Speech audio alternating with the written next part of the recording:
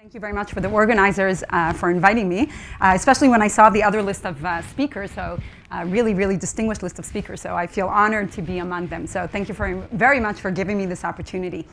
So what I want to talk about today are two topics that seem very unrelated, and hopefully by the end of the talk you'll see that they are related. And those are phase retrieval and analog to digital compression. So we'll see that the common ground to both of these problems, that in both of them we treat recovery of vectors or signals from nonlinear measurements. So we're going to start with the phase retrieval problem, which is a long-lasting problem in different areas of science and engineering. And it's really all about recovering a signal or a vector when what we're given is the magnitude of its Fourier transform. So in many cases, this problem is considered unsolved, but we'll see that by using a combination of sophisticated measurement techniques together with optimization theory and statistical analysis, we'll be able to recover the vectors and solve problems that were previously considered unsolved. So that will be the first part of the talk. And then in the second part of the talk, we'll see how the same tools, so measurement design, optimization, and statistics, will enable us to do what we call analog to digital compression. And that means sampling continuous time signals, so going from analog to digital at very low rates, lower rates than what's predicted by the Shannon-Nyquist theorem. And we're not going to look at cases of, for example, sparsity or structure, which is kind of the common theme when reducing rates, but rather we'll see that even when we have no priors on the input, but we have nonlinearities in the measurements or in the processing task, we'll still be able to reduce the sampling rate. So that will be kind of the common ground to both of these problems. So let's begin by a very well-known problem that I'm sure all of you are familiar with. So there's been, literally thousands and thousands of papers on sparse recovery from linear measurements. And this is, of course, the basis for the well-known field of compressed sensing. And in this case, the problem is to recover a sparse vector x. So this is a vector that could be very long. Its length is, for example, n, but n could be large. But we know it only has k non-zero values. So this is what we refer to as a sparse vector. And what the theory of compressed sensing or sparse recovery tells us is that such vectors could be recovered from short measurement vectors. So by short, we mean on the order of k log n, where k is typically much smaller than n. Okay, k is the number of non-zero values. And this can be done as long as the measurement matrix satisfies some good properties that we won't go into. But roughly speaking, it looks like a random matrix. And what's nice is that we also have computationally efficient algorithms to go from this vector y back to this vector x. So that's kind of a very compressed version of compressed sensing. Okay, so this is kind of the fundamental of many, many different algorithms in signal processing and many other fields. But in practice, very often, our measurements are nonlinear. They're no longer linear. And one area where this happens a lot is optics, and this will bring us to the phase retrieval problem. Another area where we encounter nonlinearities all the time is in the presence of quantization, which is what we have when we sample continuous time signals. So these are two areas where we have nonlinearities. So that will be one part that we're going to be focusing on. There's many other applications when the measurements are linear, but what we're interested in is not the vector x, but rather some nonlinear function of x. And this happens, for example, it happens, of course, in many different areas, but one area that we're going to be focusing on where this happens is when what we want is to recover statistics of the signal.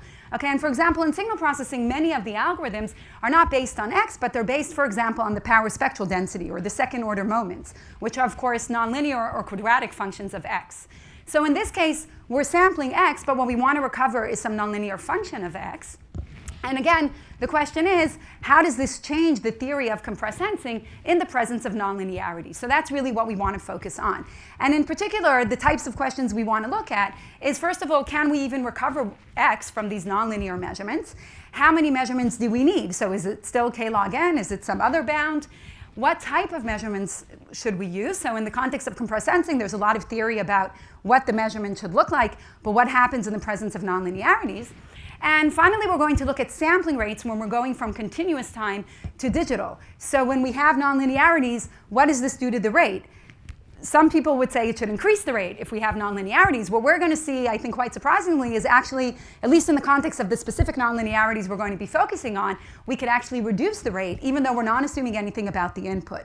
So these are going to be the types of problems that we're looking at, and we're going to treat them by using a combination of optimization, statistics, and sampling theory. So this is the connection, of course, to the workshop.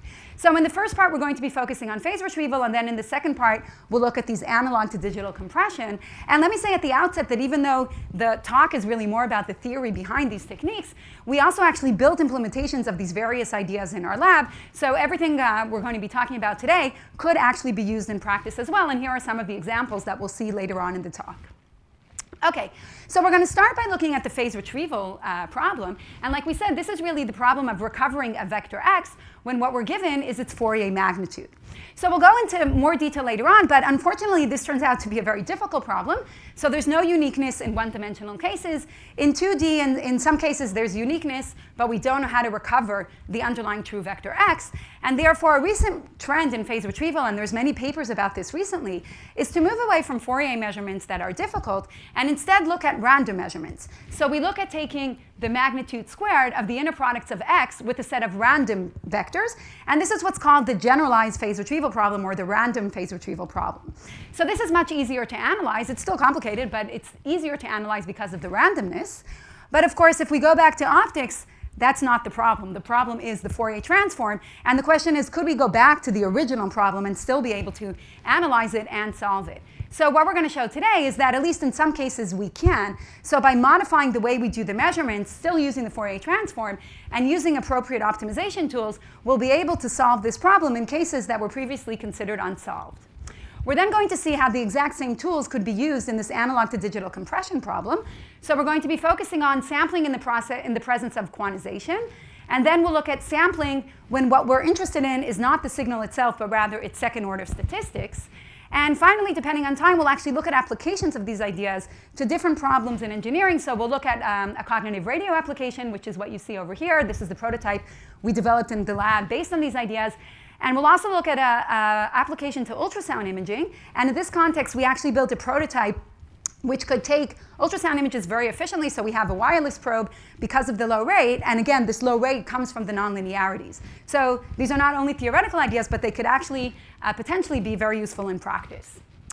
Okay, so let's begin with the phase retrieval problem. And as I said, this problem appears in many different applications in science and engineering. So one of the areas where we see this problem a lot, and that was the motivation for our work in our group, is in the context of optical imaging. Now, the reason you find this problem in optical imaging is because it's well known that if you illuminate an image with coherent light, then what you're going to see in the far field, or in the output of the lens, what you're going to see is the Fourier transform. And when you try to perform a measurement in the far field, then you can only measure the magnitude because the phase varies too quickly.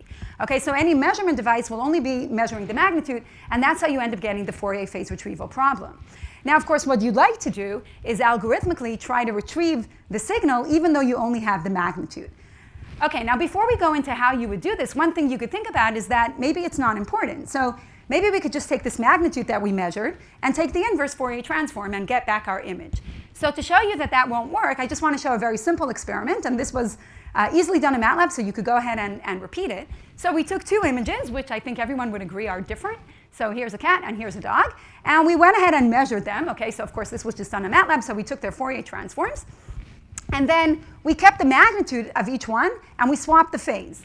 Okay, so we took the phase of the dog and combined it with the magnitude of the cat, and vice versa. And then when you go and perform the inverse Fourier transform, what you end up getting is quite surprising, I think, if you're seeing this for the first time. So the cat becomes a dog, and the dog becomes a cat. Okay, and this is a real experiment. Okay, it's very easy to do. So we see that the phase is, in fact, very important. We can't just ignore it. It has important information in it. Okay, so that's to motivate why we even need to look at the phase retrieval problem. Okay, so what is known about this problem? So like I said, it's a very old problem. What's new about it is kind of the new tools that are being brought to bear on this problem.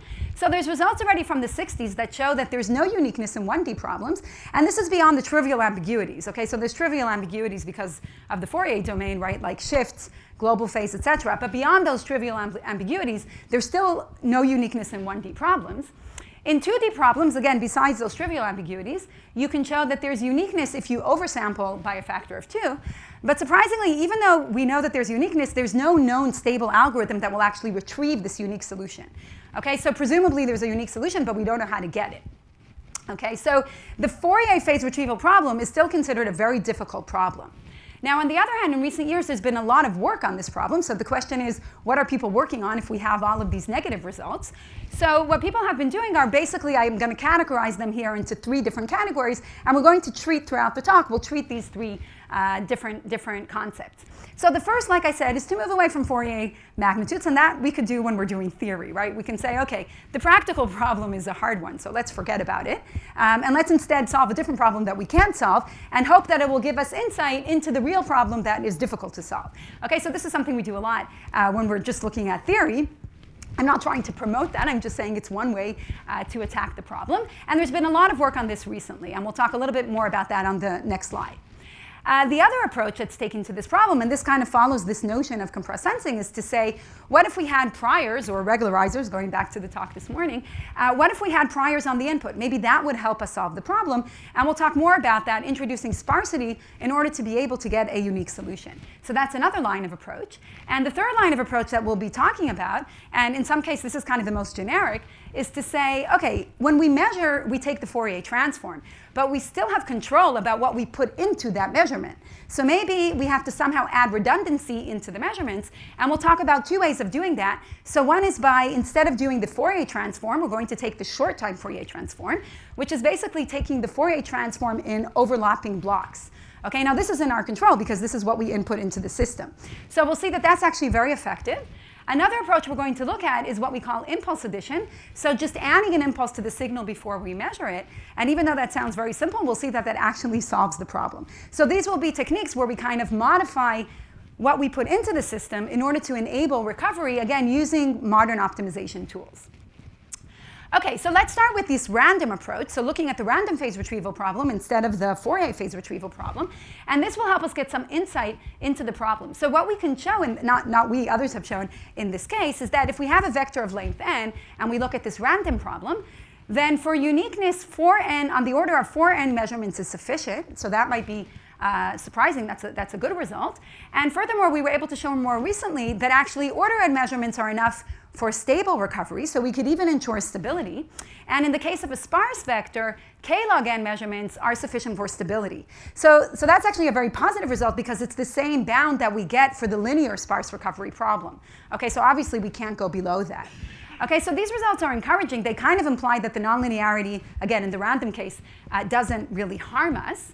And furthermore, we can show that if we solve this least squares problem, okay, so this is the most intuitive approach to try to find a vector x. You just try to best match the measurements that you have. So we can also prove that if we found the solution to this problem, then that would be the stable solution under these types of measurements. Okay, so that all looks very positive. The negative side is that this is a highly non-convex problem. So in theory, if we had a solution to the problem, then we'd get those bounds, but we don't really know how to solve that problem. Okay, so that really brings us to the outline of the talk. So we want to begin by talking about what are algorithms for phase retrieval, and this is, of course, where optimization is going to come into play. So we'll talk about semi-definite relaxation methods and gradient methods. We're then going to look about sparse recovery from nonlinear measurements, where phase retrieval is one example. So that's adding regularizers in some sense. And then we'll look at the last approach, which is adding redundancy to the measurements, and in particular, we'll focus on the short-time Fourier transform. And let me say, like I said to begin with, that these problems were really motivated by optics. But in the talk, we're not going to have too much time, so I won't go into the different applications to optics. But those of you interested more in the applications could see them in a recent review we wrote about this topic.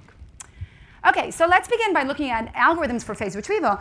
And the most common algorithm that's still used today by most people in optics that are working on these types of problems is what's called finite algorithms. And these are really just alternating projections. Okay, even though the sets are not convex, you could still use alternating projections. And again, this goes back to the talk this morning, right? Maybe you can't prove anything about it, but you could still use it. And it's quite effective in many cases. So here's the basic idea. It's very simple. We start with some guess, and that guess could be anything. For example, we could just take an inverse Fourier transform of what we measured. And then we go ahead and take the Fourier transform of that. We keep the magnitude, we keep the phase of our guess, but we swap the magnitude with the magnitude that we measured. Okay? So we're going to get a new Fourier transform, which has the phase of our guess and the magnitude that we measured. We then perform an inverse Fourier transform, go back to the time or space domain, and in that domain, we impose whatever constraints we have in time and space. So that could be support constraints, sparsity constraints, positivity constraints, whatever it is that we know about the problem, and we just keep on going. Okay, so this is what's known as FINUP's algorithm. It's still the most popular algorithm used for phase retrieval. Under certain conditions, you can show that this converges, but it converges very slowly often. Okay, even when it does converge, and this is maybe the most serious problem, is that it's not necessarily going to converge to the true solution. So it will converge to something, but that something may not be the true solution that we're looking for. It's very sensitive to the prior information. So if we use, for example, support constraints, they have to be very exact. And it doesn't perform well when we have distortions or noise. Okay, so it's not very robust. Okay, so what could we do kind of using more modern optimization tools? So the first approach that we tried several years ago was to use semi-definite relaxation, and this is actually very natural in this problem because our measurements have quadratic form. Okay, so this is just a quadratic form. We could easily write it in linear form in a higher dimension by lifting the problem. So this matrix A is now just a matrix, a rank 1 matrix that represents our measurement vectors. X is a rank 1 matrix that represents our unknown vector. And then our measurements become linear in this higher dimension. And with this terminology, we could just write the phase retrieval problem as that as trying to minimize the rank of a matrix subject to linear constraints. Okay, so the constraints are linear, that's good. Of course, minimizing rank is non-convex. But then we can use known relaxation. So instead of minimizing the rank, we could look at the trace or use log det and then a reweighting method. There's also a different approach that was proposed following this work based on max cut. So it's easy to see how we could use different semi-definite relaxation methods to solve this problem. Okay, so what are the advantages? The advantages are that we can actually prove that when the measurements are Gaussian, so not the Fourier problem, when the measurements are Gaussian, this will actually work with order n measurements. It will work in the sparse case. It doesn't hit the bound, but almost, so it's k squared log n instead of k log n, but still that's pretty good. So those are the advantages. The disadvantage is that, first of all, it's computationally demanding, so especially if we're thinking about images, right, instead of having a vector, now we have a matrix of size n by n, so that could be pretty demanding computationally. And again, what we're really interested in are the Fourier measurements, so it's not clear how this will behave in the presence of Fourier measurements. So more recently, we were able to show something that I think is a little bit surprising. So we were able to show that not only does it work for random measurements, it actually works for Fourier measurements. So more works, but I'll be specific about what I mean by work. So what we can show is that the SDP relaxation is tight. Okay, so if we take the simple least squares problem, which is a non-convex problem, and we simply use the simplest type of SDP relaxation, so instead of this quadratic form, we write it as a linear form in a matrix X, and just look for the matrix X that minimizes this objective, then the X that we'll get will actually minimize that objective. So the relaxation is tight, but of course that doesn't mean we're going to get a rank 1 solution. So we'll get, in general, a matrix, but we know that it gives the optimal objective value. What's nice, though, is that in this particular case, we can actually show that from that matrix, we could always find a rank 1 optimal solution, okay, which is not typically the case. So very often in semi-definite relaxation, you can show that the relaxation is tight, but it's not always clear how you go back to a rank 1 solution. So here we can show that that's actually easy.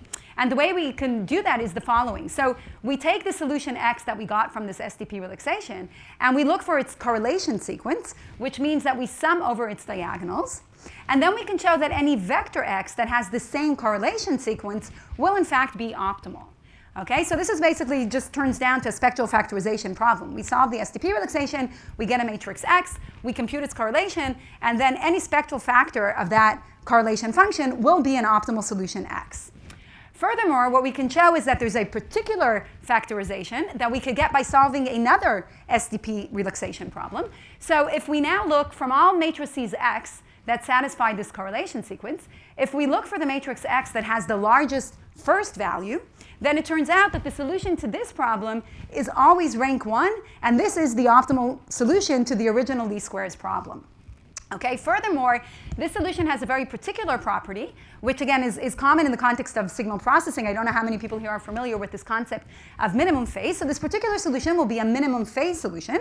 And what that means is that if you look at the Z transform of this solution, okay, so it's just this polynomial, where the Fourier transform is a special case when you look at Z on the unit circle.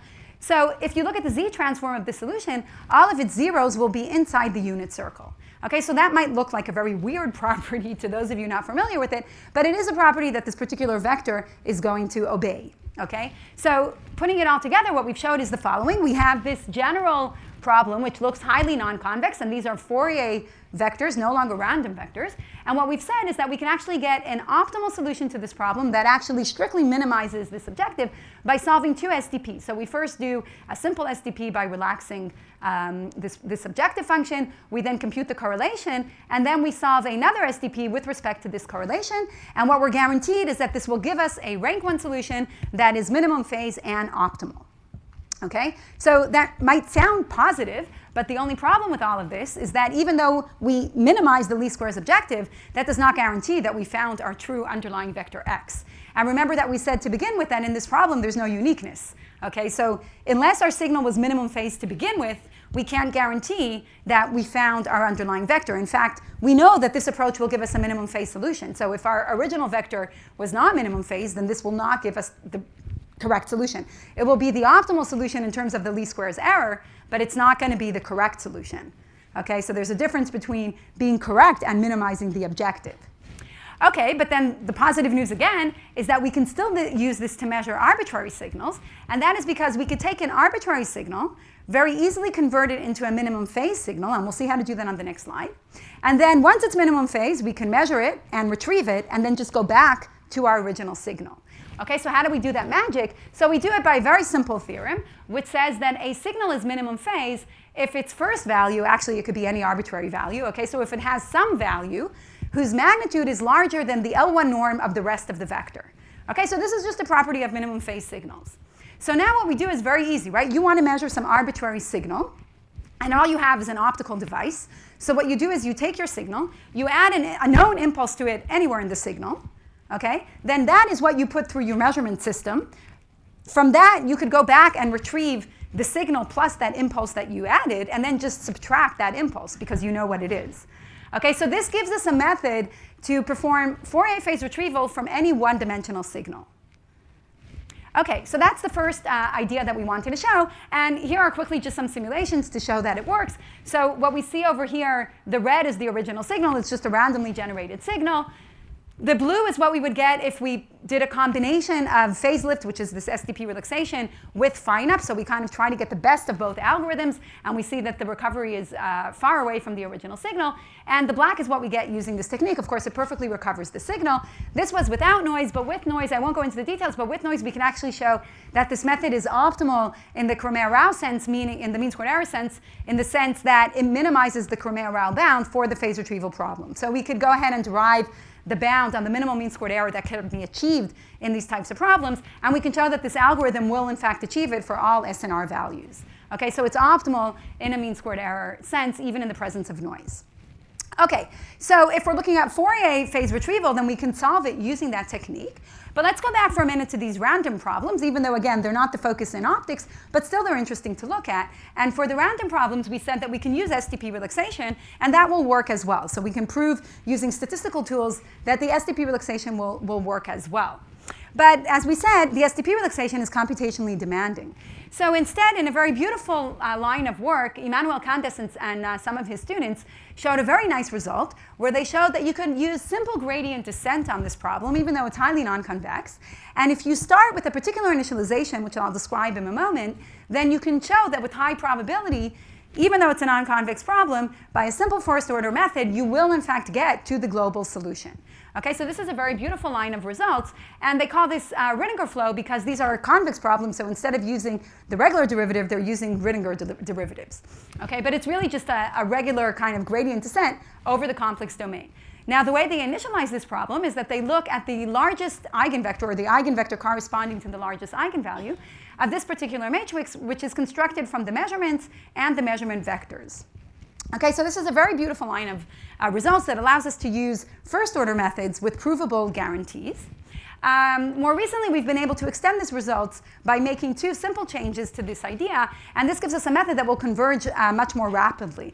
Okay, so again, this goes back to the beautiful talk this morning about things that you can prove that they converge, but in practice, they could be quite slow. So in order to speed up the algorithm and get better convergence, we made two changes to the ideas that I presented before. So first of all, we changed our objective, and this is not so popular because we actually made it non-differentiable. Okay, so before, recall that we looked at the difference between between the measurements and the magnitude squared. Now, of course, there's no difference if we're given the magnitude or the magnitude squared. We could just take the square root or square them. So instead, we looked at the difference between the magnitude and the square root of the measurements. Okay, so that's one change. And of course, this is no longer differentiable. But still, we can apply gradient descent to it when we truncate so that we don't go near the zero function. And the second change we made is the initialization. So instead of the initialization depending explicitly on the measurements, we actually, they still depend implicitly on the measurements, but our initialization is, again, the largest eigenvector corresponding to a matrix that depends on the measurement vectors, but we threshold them to take only those vectors that correspond to the largest measured values. Okay, and I'll explain the intuition behind this in the next slide. So what we can show is that when we make these two changes, we can actually converge much faster and from fewer measurements. Okay, so more specifically, what we can show is that the initial point is going to be close to the true solution. And furthermore, these iterates are going to converge, are going to decrease geometrically. And that result is true also in the presence of noise. Now, our initialization is based on the fact that if you look in large dimensions, then most vectors are orthogonal to each other. And that's really kind of the idea. It's a very simple idea behind our initialization. So just to show that the initialization is actually very important, because of course that will affect the speed of convergence, this is just a simple example where we looked at an image of the Milky Way galaxy. And here we see the initialization. We took the Fourier magnitude of that. And here we see the initialization we would have gotten from the method of Candes. Here we see our initialization, which of course is much more informative, and therefore will converge much quicker to the original image. Okay, so that's what we wanted to say about algorithms. And now let's move on to look at the sparse phase retrieval problem when we have a prior of sparsity. So there's many results on how to use sparsity, of course, in linear measurements. More recently, there's been some works on how to use them in nonlinear measurements. And it's easy to see how you would incorporate these ideas, for example, into finite or alternating projections. So what you have to do is that when you go back to the time domain, you just enforce sparsity, for example, by thresholding. So that's very easy to do. It's also easy to incorporate sparsity into these semi-definite relaxation ideas, because all we have to do is add an L1 norm on our matrix X. Okay, so these are, sparsity is easy to incorporate into those ideas. But like we said already, both FINUP and STP relaxations have their disadvantages. So what we wanted to try to do instead is develop a theory for general nonlinear functions subject to sparsity constraints that are similar in spirit to what we get in compressed sensing. So we know, for example, that we have very efficient greedy methods, right, like OMP or iterative hard thresholding. And we'd like to do the same thing for these nonlinear problems. So of course, in this case, it's much more complicated because we don't have necessary and sufficient conditions for optimality, which are in fact used in the linear case to generate the algorithms. Okay, so the optimality conditions are used as kind of fixed point equations in order to generate algorithms, which we can't do here. But still, we could look at necessary conditions, even though they're not sufficient. We could look at necessary conditions, and that's what we did. So we looked at two different necessary conditions. And we'll see that by trying to solve them, we get generalizations of standard algorithms for sparse recovery from linear measurements. So we could generalize the well-known iterative hard thresholding algorithm and the orthogonal matching pursuit algorithm. So let's look at more specifically at what we've done. So we're going to look at two different approaches that are used in general for getting necessary conditions in this case in convex problems, and see how we generalize it to our problem, which is not convex. So in general, one necessary condition that's known when we try to minimize a function over a convex set is this fixed point equation. So we know that if a solution is optimal, if we take a gradient step and then project back onto the set, we'll get the same solution. Okay, so now what we want to do is take the same condition in our case. So in our case, the set is not convex. It's the set of all sparse vectors. That's not a convex set. But still, we could look at the same condition. The only difference now is that we no longer have equality, and that's because the projection is no longer necessarily unique. Okay, if it's not a convex set, we don't necessarily have uniqueness of the projection. But still, we could define this as a condition, and it turns out this is what we call L stationarity, because it depends on this Lifshitz factor L. But we can, in fact, prove that this is a necessary sufficient for, sorry, not sufficient, of course. It is a necessary condition for optimality. Okay, so even though we just kind of copied a condition from the convex case, we could prove that it is necessary in our case as well. And what's nice is that this is a very convenient condition to use to generate algorithms. So all we have to do is we have some guess, that's xk. We take a gradient step. We then project onto our set of sparse vectors, which just means taking a hard threshold, right, choosing the k largest values. And that will give us the next iterate. Okay, so very simple algorithm. In the linear case, this is the very popular iterative hard thresholding algorithm, those of you familiar with compressed sensing. Okay, so it's a very simple algorithm. The disadvantage is that, first of all, of course, we have to know this Lifshitz constant. But more importantly, it does converge to a necessary point, but it's not sufficient. So it very often will converge to the wrong solution. And therefore, we need to get a stronger necessary condition. So surprisingly, at least to me, I think, is that we got a stronger condition by looking at a condition which actually seems, at least to me, it seems like a simpler condition. So another condition for optimality that we know about any problem is that if a vector is optimal, then it's optimal with respect to each one of its coordinates, right? That's like almost a trivial statement. But it turns out that we can use that to derive a necessary condition in our setting of sparse vectors. So what we do is we'll say, OK, a vector is optimal in our sparse setting if the following. So if its sparsity is smaller than k, then it has to be optimal with respect to each coordinate, meaning that if you move in the direction of any specific coordinate, you'll only increase the objective value. So that's trivial. When the sparsity is equal to k, then we can no longer move in the direction of each coordinate, right? Because that might be increasing the support. So we'll say that a point is optimal if we can perform a coordinate swap and then increase the objective. Okay, so that's a very simple generalization of this condition. But again, it turns out that it is, in fact, a necessary condition for optimality. And furthermore, this, at least to me, was a surprising result, is that it's actually a stronger condition than L stationarity. Now, what's also nice is that we can use this to generate algorithms, and this actually leads to a generalization of orthogonal matching pursuit. So at each point, what we do is we have some guess. We then try to optimize with respect to each one of the coordinates, and this is exactly what orthogonal matching pursuit does in the linear case. And if the sparsity is equal to k, then we allow for coordinate swaps and then try to optimize with respect to each one of the coordinates. So this is a very simple generalization of orthogonal matching pursuit, and we can prove that it does in fact converge to this necessary condition. And what's nice is that we can now go back to our phase retrieval problem and use this approach for phase retrieval. And this leads to what we call guess-bar, greedy sparse phase retrieval. It's basically an extension of orthogonal matching pursuit to the phase retrieval problem. So it's a very simple idea. At each step in the algorithm, we have some guess of our support. We then perform a simple damped Gauss-Newton iteration over the support. And then we kind of look for the best support, or we modify the support by swapping the index with the smallest value of the magnitude of x with the largest value of the gradient. And like I said, we can prove that this does in fact converge to a necessary optimality condition, and it works very well in practice. So here's just one set of examples over random different instance of the problem. So what we're plotting here is the probability of success as a function of sparsity for guess bar, which is this blue curve.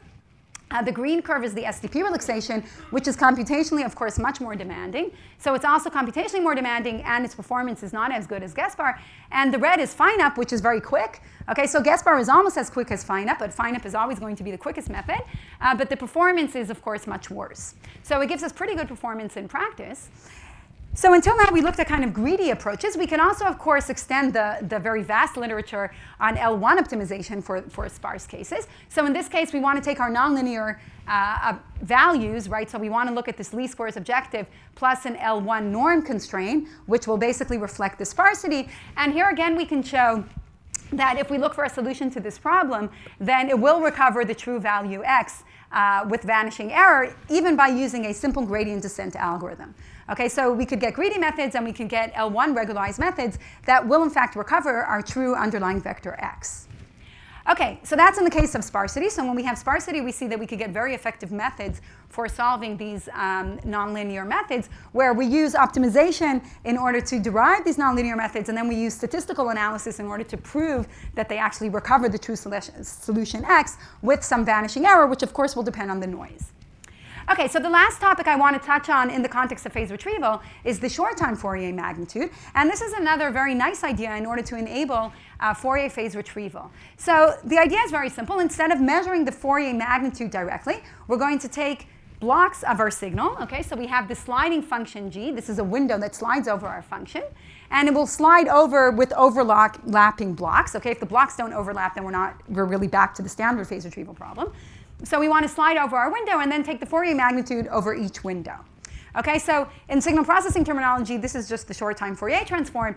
What's nice is that it actually has been used in optics for a long time, but the connection with the short-time Fourier transform and the analysis that I'm going to show now was not made before. So people use this.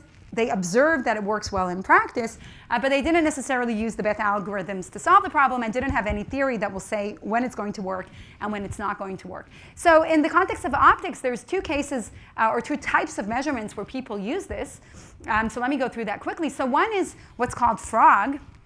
And this is an acronym of frequency resolved optical gating. And this is a method that people actually use to measure very short pulses. So suppose we have a pulse that's very, very short and we want to measure it. Our measurement device cannot keep up with it, right, because it's an attosecond pulse. So what people do in the context of optics is that they measure it by gating it with another very quick function. Okay, and it's gated through some nonlinear medium like you see over here. And then you have a spectrometer, which basically is taking the magnitude of the Fourier transform. So this is really how they measure the signals. And this leads exactly to the types of problems that we're talking about. Another application in optics where this is used a lot is in what's called tychography. Okay, so it took me a while to learn how to pronounce this.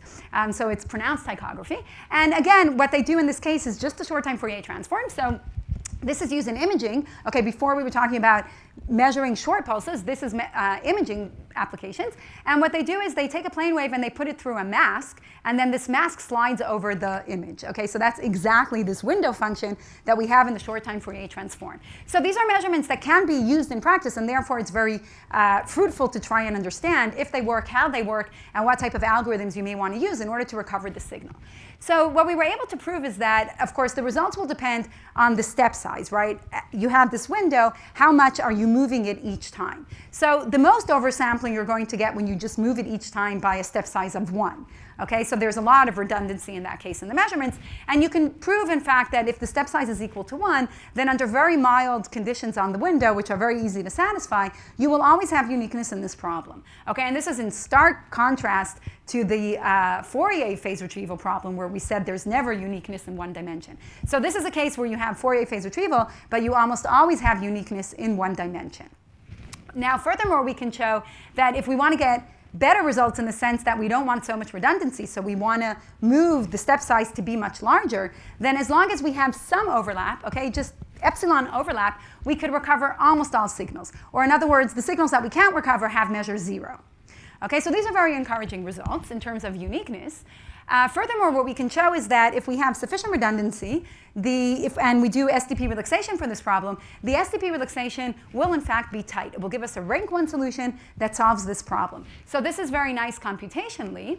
A challenge that I'm raising here for the audience is that in practice we observed that we don't need the step size to be 1 for SDP to work. We've actually observed that as long as we have a 50% overlap, and we did many, many simulations, this will actually work. SDP will give us the rank 1 optimal solution, but we have not yet been able to prove it. Okay, so if anybody here finds that interesting, I'll be very happy to talk about it, because again, we see this in simulations, but we can so far only prove either the L equals 1 result, or we can prove this result if we assume that we know the first values of the signal, but that's not so practical, so we'd like to get rid of that condition.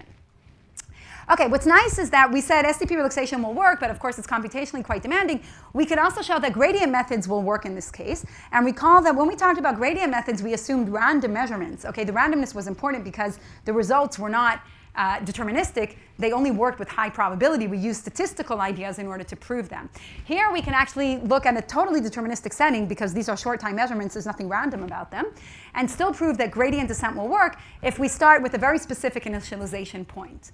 Okay, so we can use gradient methods as well. So let me skip that. Let me just very, very briefly say 1 or 2 things about applications in optics, and like I said, you could find more about that in our review on this problem. So we've looked at applying these ideas to different problems in optics, and one problem that actually started or motivated us to look at these problems is the very basic sub-wavelength imaging. And this is the problem that when you use an optical device, any optical device, even if it's perfect, then you're always going to be limited by the diffraction limit, meaning you can't see details that are smaller than half the wavelength. And this is just a basic physics limitation. Okay, there's nothing you can do about it. So if you want to look at these nanoholes in this case, and we use green light, which is on the order of 500 nanometers, then the resolution you'll get is 250 nanometers, so you can't see anything. Okay, so this is seen by electronic microscope, that's why you can see it. But of course, optics is much cheaper, so we'd like to be able to use optics and not have to have these sophisticated, for example, electronic microscopes. So what we've shown is that we can actually use these phase retrieval ideas to make our optical device, our cheap optical device, get the same resolution as this more sophisticated scanning device. And the way we do that is just by using the methods that I've described. So in this particular example, what we're measuring is just the Fourier magnitude, and we're actually only measuring the Fourier magnitude of the low-pass regime. So we have super resolution and phase retrieval, and by using guess-bar, the algorithm that I showed before, we actually perfectly recovered the input. Okay, so it could be quite effective in practice. We've used this for other examples as well. So another problem we've been looking at, which a lot of people are looking at today in physics, is what's called ankylography. And this is a technique used in order to try and find the composition of a molecule. So you have this molecule, you want to know what it's composed of. You could shoot it with X-ray, which will give you very good resolution, but it kills the molecule, so you'll see one diffraction pattern, one 2D diffraction pattern of this 3D molecule, and from that you have to go ahead and retrieve your image. So of course, there's a lot of loss of information here. You lose the phase, you lose the high frequencies, and you lose an entire dimension. But here again, it's very natural to use the guess-bar algorithm because there's natural sparsity here, and the sparsity here comes from the fact that there's a finite number of elements that could compose this molecule. Okay, so the number of elements in the world are finite, and that gives us our basis in which we have sparsity, and it works quite effectively in practice. Okay, so with that, we're going to move away from phase retrieval and see how the same ideas we used in phase retrieval, which were a combination of changing the types of measurements, using statistical analysis, and of course optimization techniques, can be used in analog to digital conversion in the presence of nonlinearities. So just to kind of set the stage, because I don't know how many people are familiar here with sampling in general, so a very kind of brief introduction to sampling theory. So sampling theory deals in general with the sampling rate we need in order to recover a signal from its samples. Okay, that's kind of a general statement of sampling. And I'm sure you're all familiar with the well-known Shannon-Nyquist theorem that says that if you have a signal that's band limited, so its bandwidth is 2b, then you need to sample it 2b samples per second in order to be able to recover it. And this result has been extended in different ways. So one well-known generalization is the Landau theorem, which says that if you have a signal that's comprised of several bands and you know where they are, this is very important for the Landau theorem, then the sampling rate that you need is just the total bandwidth irrespective of where it's sitting in the spectrum. Okay, and there's other various generalizations to this basic underlying theorems. Now, in recent years, together with compressed sensing, there's been a lot of work on extending these ideas to in the case when we have some prior knowledge on our signal, in particular some form of sparsity on our input signal.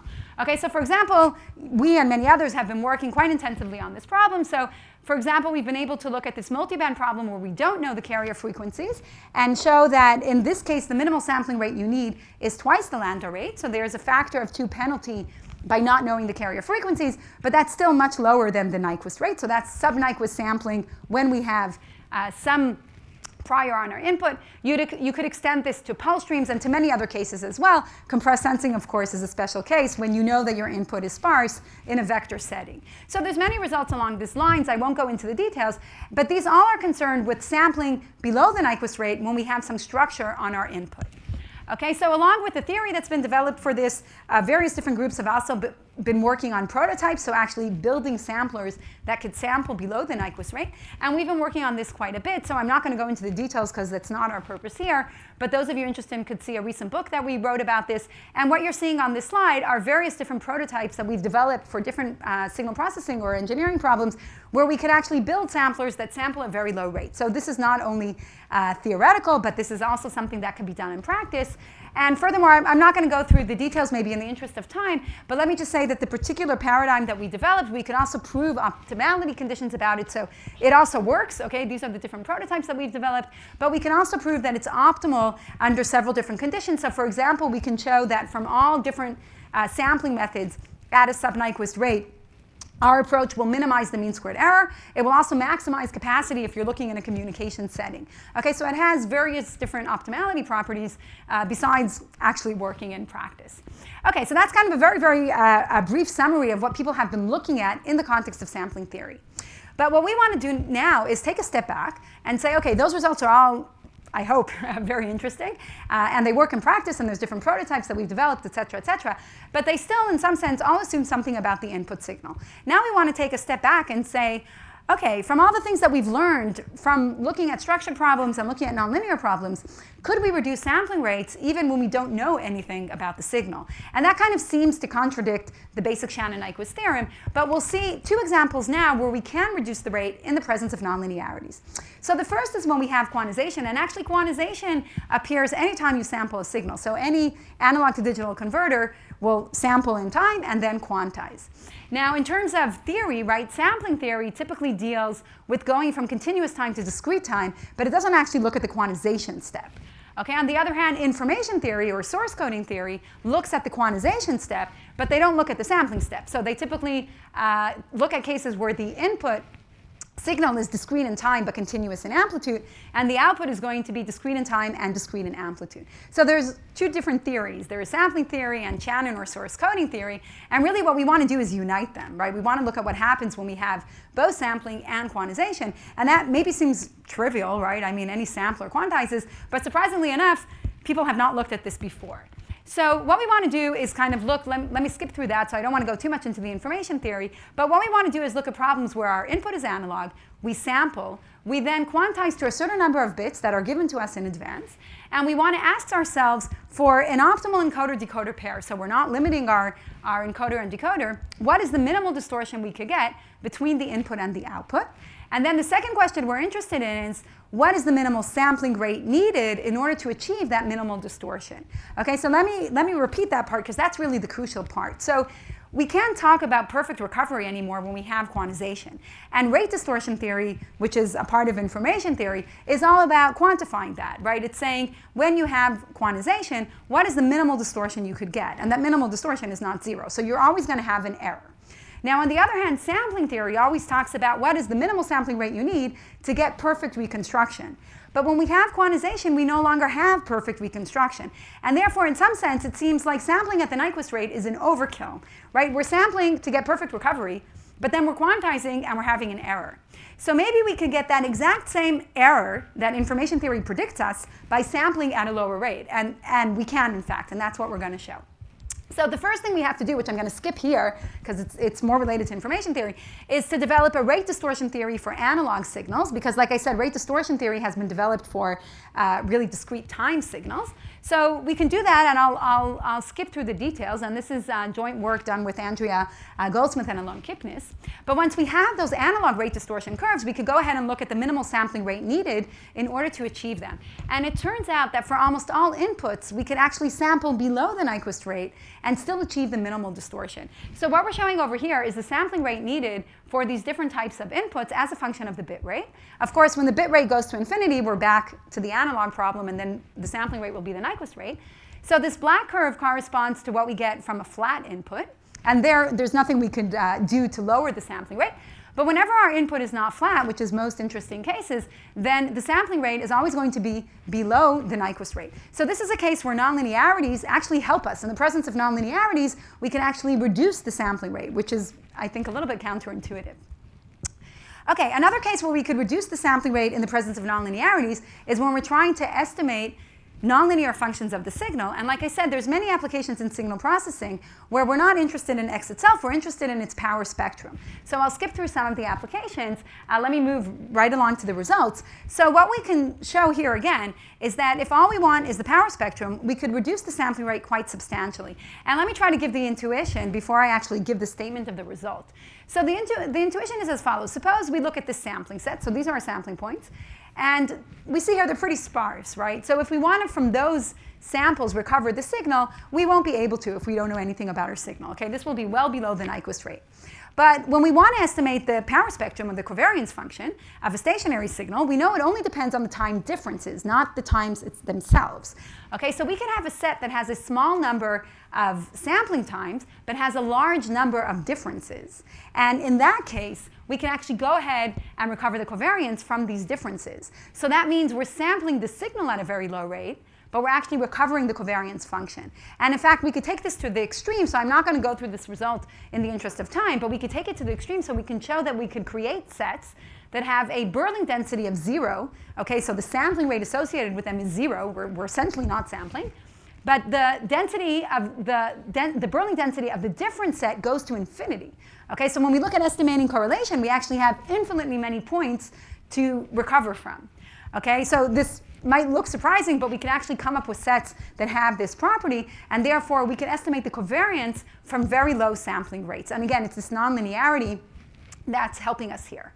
So let me skip through these examples. So this is some more of the mathematics and concrete sampling sets that will give us the result. So again, the slides are online, so those of you interested in the exact examples, you could go through them. But let me maybe move ahead right away to application, so we could end with some, on a simpler note, with some prototypes that we developed based on these results. So one of the applications we've been looking at a lot is this multiband problem. And in the next slide, I'll show the connection to cognitive radio. And in this problem, basically, we want to be able to know where the signal is. Now, in that case, it's enough to recover the power spectrum, because the power spectrum and the signal itself will have the same support. And therefore, using our results, we could substantially reduce the sampling rate and still get a very good recovery of the power spectrum. So I'm going to show that. And hopefully what we'll be able to show is that, contrary to this very famous quote by Albert Einstein, so Albert Einstein said that in theory and practice are the same, but in practice they are not. And of course I agree with that quote, but what we've been trying very hard to do in our group is to develop theory that does in fact meet the practice, so that when we go and build prototypes, they work, or at least in some sense they work. And hopefully I'll convince you now that, at least in these cases, we've been able to get the theory to work. So the particular application we're going to look at is cognitive radio. And the idea in cognitive radio, this is something that has been getting a lot of interest from cellular companies, for example. So the idea behind cognitive radio is that, as we all know from our phone bills, right, essentially all of the spectrum is already licensed. Okay, so the spectrum is totally congested. But in practice, if you actually look at the usage over time, you'll see that there's many different frequencies that are not being used, either over time or in different geographical locations. And this is actually a real-time plot, for example, in Chicago, that shows the usage. And you see that there's many vacant bands. So the idea is that if we had a smart radio, which is the cognitive radio, that could kind of look at a wide spectrum all of the time, and that's kind of the costly part, and be able to identify where nobody is using the spectrum, then you can have secondary users kind of jump on the channel in an opportunistic fashion, use that, and whenever the primary user gets back to the channel, they'll move away. And that, of course, will increase the revenue to the cellular companies, because multiple people will be using the channel at the same time. So maybe I care a little bit less about the cellular companies, but of course this will increase the capacity of the network, so we all benefit from that. And there's many defense applications for this as well, which was originally the motivation. I come from Israel, so their defense generates a lot of our research. Okay, so that's the basic problem, and like we said, it's sufficient to recover the power spectrum in order to be able to identify where those white spaces are. And in fact, what we use in this particular case is one step beyond power spectrum. So we can look at the cyclospectrum, and that's because communication signals are actually not stationary, they're cyclostationary, meaning that their statistical properties vary periodically with time. And that's a very strong property because noise is typically stationary, it's not periodic. So if we look at the cyclospectrum, then the noise will typically have a cyclospectrum of 0, but the signal will have cyclospectrum in those bands that it exists. Okay, so this is even more powerful than power spectrum. Okay, so putting that all together, we've actually developed a prototype in the lab, and I'll talk about it while we watch the short movie, that samples at a very low rate. So in this case, we're sampling at 6% of the Nyquist rate, and still is able to very robustly recover where the signal is. And this is very important because sampling rate is what takes all the power, or a lot of the power in the phone. Okay, so we can't sample at several gigahertz. There are no samplers that will sample at that rate. But here we're only sampling at several hundred megahertz, which you could just go to the store and buy an ADC that samples at that rate. So it's very important in practice. What you're going to see over here is, this is true RF data. So this is the signal. It changes rapidly in time. At the bottom, you see the recovery of the signal. And this is the alias data. Since we're sampling at a very low rate, the data is aliased. But still, using the tools that I've talked about before, we're able to recover the signal. And this is very robust. Okay, it works even if the signal is narrow, it works in very low noise. Okay, so it's very robust using the different properties that I talked about before. Okay, so let me end in the few minutes I have left with a totally different application to ultrasound. So ultrasound imaging is actually very similar to radar from a signal processing perspective. So what happens in ultrasound imaging is that we send a pulse through an ultrasonic probe. And what we're viewing are basically reflections of this pulse as it propagates through the tissue. So what you get in the receiver side is something that looks like this. You get a stream of pulses, where in order to plot one line in the image, you need to figure out where these pulses are coming at and what the amplitudes are. Okay, so this is the same problem you would get in radar. They're very similar mathematically. Okay, what's the main difference, and this is what makes ultrasound so interesting, is that in ultrasound, in that probe, any of you that had an ultrasound scan, in that probe you don't have a single receiver, but actually you have an antenna array. Okay, so typically between 128 and 256 elements, and that's because the SNR is really poor. It's very hard to get a focus beam, and therefore you have many, many received signals that you then process jointly in this nonlinear fashion called beamforming. Okay, so this is standard ultrasound, 50 years old algorithms in ultrasound. Basically, you take all of that data, you sample it, so you have to have 256 samplers. Okay, this is what makes it complicated. And then you take that massive amount of data and perform this nonlinear equation on it to every point in the image. And one of the first things we learned when we started looking at this problem is that this is the reason that, or the main reason, that ultrasound machines are so big, right? So those of you who have seen ultrasound machines, right, they're like this massive computer, and it's really because of this beamforming process and because of the sampling process. So ultrasound machines are one of the last machines, I think, today that are purely analog. So that cable that connects the probe to the machine is an analog cable. You have analog signals going down it, and only within the machine it's sampled, and that again is because this massive amount of data that you just simply can't sample within the probe.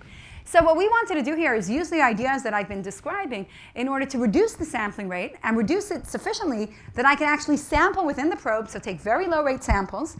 If I could sample within the probe, once it's digital, I don't need that cable, right? I could transmit it. I could transmit it to the cloud, or I could transmit it to some server, do the recovery there, and then transmit it back to the doctor or to a tablet.